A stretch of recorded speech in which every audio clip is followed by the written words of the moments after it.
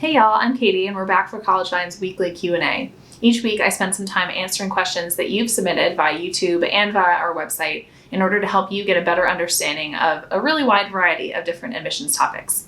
If you'd like to submit a question for us to answer in an upcoming video, you can go ahead and leave that question in the comments below this video. And remember to subscribe to our YouTube channel so you're one of the first to see when we post that next Q&A. Let's go ahead and get started with 4 questions for today. First, someone with the username GamingBang sent us this question. Do colleges have different admit rates for different majors? I've heard that the computer science major at Vermont is hard to get into as compared to other majors. If yes, does the same theory also apply to Yale? Well, this is a tricky question. There's actually no universal answer to it, but we'll try and break it down from a few different angles. One of the most significant factors in answering this question is the actual school that we're talking about. Small liberal arts colleges typically have a favorable student-to-faculty ratio and small average class sizes across majors. So, because there's no one major in which the number of students exceeds the capacity of the department, acceptance rates typically remain fairly similar regardless of which major that you indicate on your application. However, at some schools, typically larger public universities, certain majors are actually impacted, meaning that the number of students that are pursuing a degree in that major does exceed the resources available in the particular department.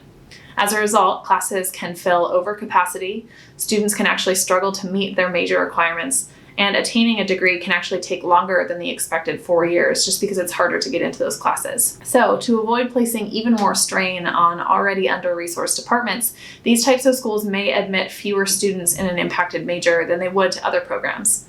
Acceptance rates in these specific majors then drop as many students compete for fewer spots. Students hoping to work around the higher admissions standards may choose to apply undeclared, but then the question is, does that strategy actually work? Well, if you're applying undeclared because you're genuinely unsure about what you want to study, that's great, no problem at all. Evidence has shown that applying undeclared does not have an adverse effect on a student's chances of being admitted. However, if you do know exactly what you want to study, applying undeclared is pretty counterproductive to your goals. The point of applying without a major is that you have freedom to explore and sample many different paths and fields of study once you get to college. The downside is that you're not given access to some major-specific classes, mentorship programs, and extracurricular or internship opportunities that declared students do have access to. As mentioned previously, students in impacted majors often already struggle to complete their major requirements in the full 4 years. Applying undeclared, if you know exactly what you want to study, could delay you even further as you're denying yourself access to those major specific opportunities that can help you to hit the ground running once you actually show up on campus in freshman fall.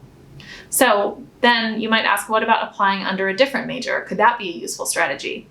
Well, even if you're accepted to your dream school, you're not guaranteed a spot in your major unless you actually applied under that major. The process for switching majors or declaring a major in an impacted field can be tricky at certain schools. Some schools have a separate screening process for students hoping to transfer into competitive majors, or pretty lengthy bureaucratic steps one must take to switch majors.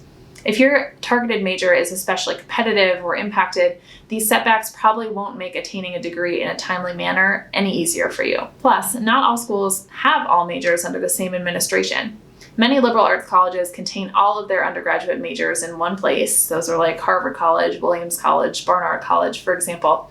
But many other schools do actually separate disparate fields of study into distinct schools or colleges.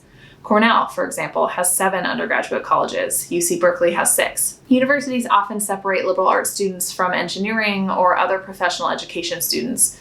For instance, both Princeton and Columbia have a liberal arts college and a School of Engineering and Applied Sciences. Changing majors at one of those schools would actually require transferring to a fully different college at that institution. Finally, you mentioned Yale specifically. So on their admissions website, Yale states the following, and I quote, "All applicants submit the same materials and are evaluated through the same processes, regardless of their intended major. Applicants submitting the coalition application or the common application who express an interest in majoring in one of Yale's engineering majors may write an additional but optional essay about their interests and experiences in engineering. Note, however, that applicants are not admitted to any specific major or undergraduate program.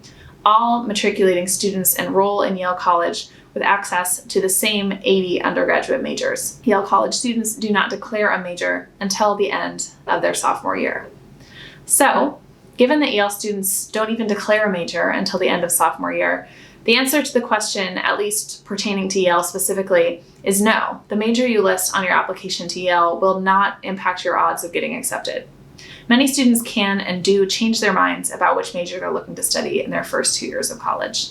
For question 2, Kofi asks us, how much do suspensions impact your chances of being accepted into college? Well, I'm not going to sugarcoat this answer. Discipline issues can be a serious sticking point for many colleges. In general, an admissions committee looks for students who will contribute positively to the college community. That means working collaboratively, engaging positively in classwork, and generally being a good student and a good neighbor once you enter the dorms.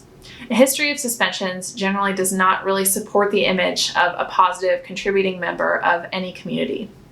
That being said, of course, not all suspensions are quite the same. One type of transgression that might make colleges particularly concerned about your character is one for academic dishonesty. You're coming to college primarily to progress academically, and obviously colleges take cheating, plagiarism, and similar academic dishonesty infractions quite seriously. At some schools, in fact, cheating might be grounds for immediate expulsion. Since colleges take academic dishonesty this seriously amongst their own students, it's not surprising that they also consider it really seriously when evaluating applicants. Disciplinary issues that involve possession of contraband are also of interest to colleges. If you've gotten into trouble in high school for possessing alcohol or drugs at school, you do need to divulge this on your college applications. The same goes for bringing a weapon or another dangerous item onto your high school campus. You should be aware that having an infraction like this on your disciplinary record will be a very significant concern for colleges reading your applications. As we mentioned above, the type of offense you committed is the most significant factor in determining whether that suspension on your record will seriously impact your chances of getting into college. Disciplinary problems that involve academic dishonesty, drugs or alcohol, or violence will be of particular concern for colleges. Beyond that, of course, the specific circumstances of the entire situation matter as well. What influenced you to make the poor decision? How did you handle the disciplinary process? Did you ultimately admit culpability? Did you show regret? Did you take any restitution for your actions? Was this an isolated incident? Was it part of a larger pattern? Did you make positive changes in how you approach school afterward? All of those things are relevant questions. Think about it this way. Colleges expect their students to behave like adults with good judgment and maturity and to be responsible for their own actions. Your success in college depends in large part upon your ability to manage your own life responsibly. If you've made poor choices or shown considerable immaturity in the past, particularly if you've done so more than once, colleges may be more reluctant to extend an invitation for you into their community. However, and this is very important, having a disciplinary problem on your record does not mean that you just shouldn't apply and that you can't possibly be accepted to a good college. Colleges do not expect you to never have made any mistakes. What they do expect is that you have responded to these mistakes with responsibility and maturity. If you can thoughtfully discuss what happened and have clearly learned from your mistakes and shown evidence, that will be a point in your favor. For question 3, Jennifer asks us, is it difficult to balance a sport and studying pre-med in college? Well, athletics can certainly be time-consuming in college, but the amount of time that they take up specifically depends on what type of sport, what level of sport really, you're pursuing. Club sports, or even Division III NCAA sports, generally won't be as much of a commitment as NCAA Division II or Division I. Particularly at the Division I level, you're looking at a year-round commitment to athletic training. That being said, colleges exist as academic institutions first and foremost. While sports, particularly D1 sports, may play a strong secondary role at some colleges, the college still primarily exists for academics. And so it's completely possible to balance a challenging academic load, including pre-med requirements, while being a student athlete. In fact, many student athletes find that the structure of their sports schedule does help them to better manage their free time. The bottom line is, even Division III sports will require probably daily practices and games at least once or twice a week. If you've struggled academically in high school, or you plan to participate in multiple other clubs or activities, or just generally find time management to be a bit of a challenge, playing a college sport might make your initial college experience a bit more stressful. Ultimately, you definitely know yourself the best. Ask yourself, will you be able to juggle a new and challenging course load while also fully committing to a team? If you aren't sure about the answer to that question, you might want to talk to your current school counselor, your current coaches, or another mentor who can help you organize your thoughts. And remember, while it's not recommended to join a team and then quit a few months in, unless you are on an athletic scholarship, there's technically nothing binding you to finish a season. You can always start your pre-med course load and see how athletics fit around it, and then make any necessary adjustments as you go, whether to being an athlete or to your pre-med major. And now for our final question today, Rowan asks us, if you get accepted to 2 colleges that you really like, what are some things that you should take into consideration when trying to make a decision about where to ultimately matriculate? We love this question because honestly, who doesn't want to be choosing between 2 great schools, both of which you would be happy to attend? If you find yourself in this really happy conundrum, congratulations first and foremost. It might seem difficult, but ultimately you're in a great spot. Still, choosing the college that you'll live and study at for the next 4 years is a heavy decision, particularly when you're choosing between 2 schools that you really like. So you feel like if you choose wrongly, you may miss a really excellent experience. First of all, whenever possible, we recommend that you visit the 2 schools you're choosing between, or more than 2. Even if you visited them already during the application process, visiting as an accepted student might bring you new insight. How does the campus feel? What sort of vibe do you get from the student community? Try sitting in on a class in your field of interest. Does that class feel interesting to you? Do you think you could do that for 4 years? If both schools still feel like good choices after visiting,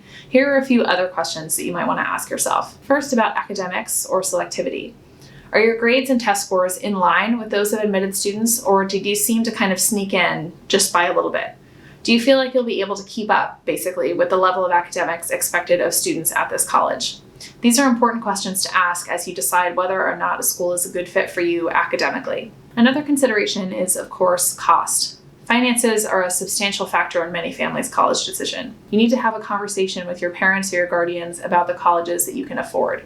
You also need to weigh, of course, the scholarships and aid packages that were offered to you by each school before you can make an informed final decision. Another factor is student resources. Some students have particular needs that need to be met on campus. Others prefer access to certain campus resources. If you know that an extensive research library or a community of diverse students are important to you, find out if these are available at the schools that you've been accepted to. Similarly, if you know that you're going to need mental health support or similar type of support networks, be sure that you can check out those resources in person and know for a fact that they are available at the college. Knowing specifically what kind of support is available to you should play a strong role in your final decision-making process. Another element, program or major offerings.